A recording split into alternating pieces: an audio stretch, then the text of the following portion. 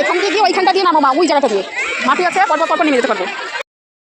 Hello everyone, good morning, welcome to my channel আর আমি চলছে আমাদের একটা ব্লগ নিয়ে। আজ দিনটা হচ্ছে রবিবার, মানে আজকে একটা সানডে স্পেশাল ব্লগ হতে চলেছে। কালকে তো নীল পুজো সোমবার, আজ রবিবার, তারপরে আজকে সংযম। সবাই যারা যারা নীল সৃষ্টি করবে তারা তারা আজকে তো সংযম পালন করবে, আজকে সেরকমই। তো আমি তো এখন রয়েছি আমার শ্বশুরবাড়িতে, আর দুষ্টু 8:30 থেকে ড্রয়িং ক্লাস রয়েছে, তারপরে আবার পড়া আছে। তো সব মিলিয়ে ওর টোটাল পড়া কমপ্লিট হতে হতে 11:30 পৌনে 12টা। আর আমি আজকে সারাদিন একবেলা রুটি একবেলা ভাতের চালের ভাত খাবো, তো সেটা মা পুরোপুরি দায়িত্ব দিয়েছি, মাই করবে। আমি এখানে রয়েছি মেয়েদেরকে পড়াটরা করে টরে নিয়ে, ছোটোটাকে নিয়ে বড়োটাকে নিয়ে সবাই মিলে আজকে একটু গঙ্গা জল গাড়ি আছে। টাইটেল থাম্বনেল থেকে তোমরা হয়তো গেস করেই ফেলেছো সারাদিনের ব্লগে কী হতে চলেছে। তো পয়লা বৈশাখ তো চলেই আসবে, চলো আজকের থেকেই টানা কদিন ধরে টানা রেগুলার ব্লগ দেবো, রেগুলার আপডেট দেবো তোমাদের সাথে, রেগুলার শেয়ার করবো যে সারাদিন আমরা কী কী করছি না করছি, কোথাকে কেমন করে কাটাচ্ছি। বলে না যে পয়লা বৈশাখ সপ্তাহ বা উইক। তো চলো ব্লগ কেমন আছে তোমার সাথে, আজকে সবাই খুব ভালো আছো আর আমিও ভালো আছি। অনেকদিন পর তোমাদের সামনে যে ইন্ট্রো দিচ্ছি, কথা একটু জড়িয়ে জড়িয়ে যাচ্ছে। এখন ঘুরে কাটায় গেছে 7:30, উঠেছি যেমন 6:30 উঠে, কিন্তু আজকে আর স্নান করিনি, তাই পুজোটাও দিতে পারছি না।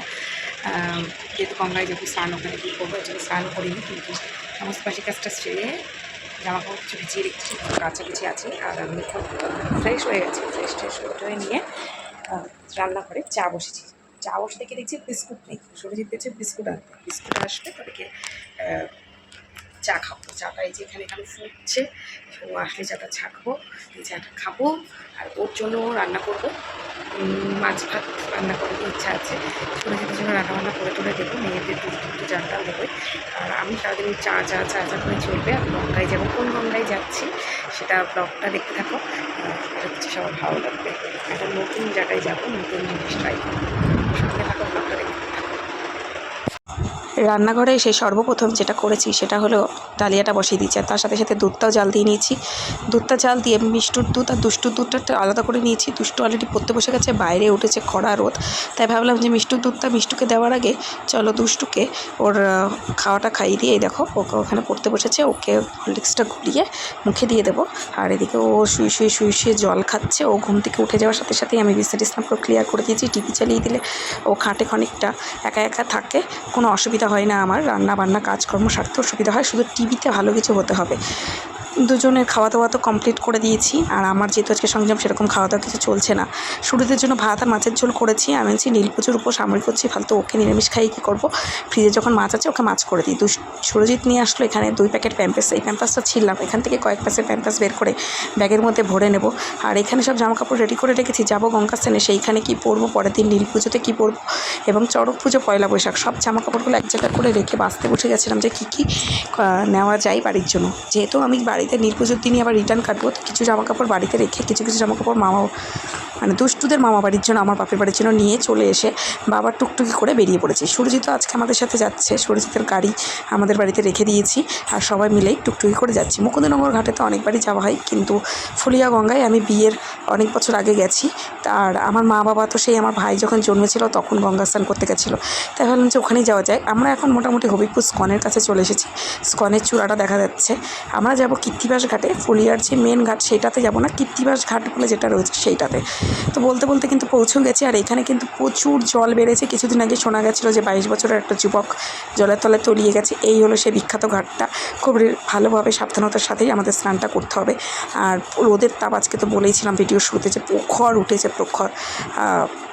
মা খাবার দাবার বানিয়ে নিয়ে এসেছে, যখন খাবো তোমার সাথে অবশ্যই শেয়ার করব। এখানে অনেক মানুষই এসেছে স্নান করতে, এবং অনেক পাট ঠাকুরও এসেছিলো স্নানের জন্য, যেহেতু আজকে সব যারা সন্ন্যাসীরা সবাই স্নান টান করবে। আমার এখন স্নান টান হয়ে গেছে। আমি একটা নতুন ড্রেস পরেছি, সেই ড্রেসটার মধ্যে দেখতেই পাচ্ছ, এটা হলো একটা ফুল স্লিভ করে আমি বানানো একটা চুড়িদার।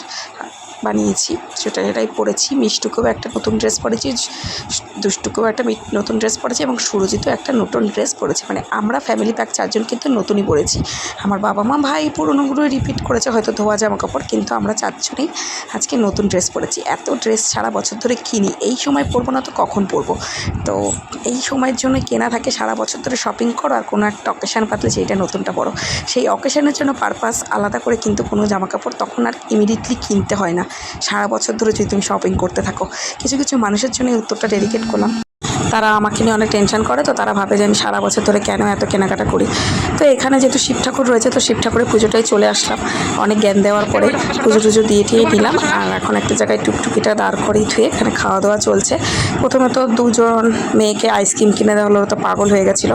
তারপরে ঠান্ডা জলের বোতল কিনে নিয়ে আসা হলো, আর মা বাইরে থেকে নিয়ে এসেছিলো ছোলার ডাল লুচি। সেটা খাওয়া দাওয়া করে কীর্তিবাসের এই কিছু কিছু স্পট আছে সেগুলো দেখতে দেখতে ঘুরতে ঘুরতে আমার বাড়ির পথের উদ্দেশ্যে রওনা দিয়ে দিলাম। আমরা বাড়ি থেকে বেরিয়েছিলাম 1টার দিকে, আর বাড়িতে পৌঁছাতে বেঁধে গেছিলো 4:30 পৌনে 5টা। পথটা অনেকটা সময় ছিল, কিন্তু গঙ্গা স্নান করে পুজো টুজো দিয়ে খাওয়া দাওয়া করতে বেশি সময় লাগেনি, যাতায়াতে আমাদের সময়টা নষ্ট হয়েছে।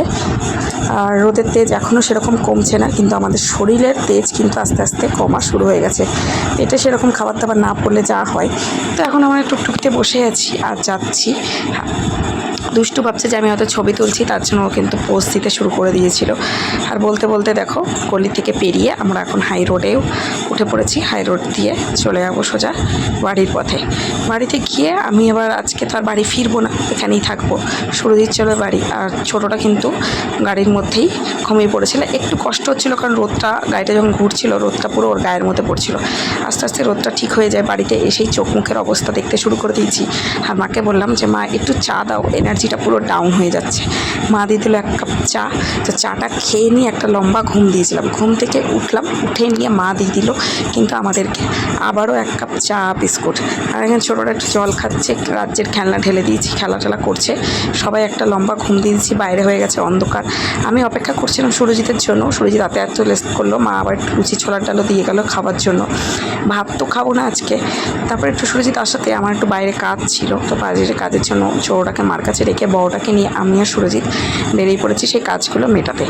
সুরজিতেরও কিছু কাজ আছে, সুরজিতের কাজ মেটাচ্ছে, আমি আমার কাজ মেটাচ্ছি। বড়টা শুধু আমাদের সাথে সাথে লেজির হয়ে কিন্তু ঘুরে ঘুরে বেড়াচ্ছে। তো আজকে দিনটা তো বেশ ভালোই গেল। আমি সকালে যে চুড়িদারটা পরেছিলাম সেটাও এখন পরেছি। চুড়িদারটা এত সুন্দর সফট, আর এত ফিটিংসটাও খুব ভালো হয়েছে। আমার যার কাছ থেকে আমি বানিয়েছি, খুব সুন্দর বানিয়ে দিয়েছে। তো আরও কিছু টুকটাকের কেনাকাটা দরকার ছিল, সেইগুলো কেনাকাটা করে নিয়ে একটা কোল্ড ড্রিঙ্কস নিয়ে চলে আসলাম বাড়িতে। সুরজিৎ চলে গেল বাড়িতে, আর মা আজকে করেছে কিন্তু আতপ চালের ভাত। এটাই রাত্রির খাবার, এটা খেয়ে কালকে তো নীল পুজোর উপোস শুরু হবে।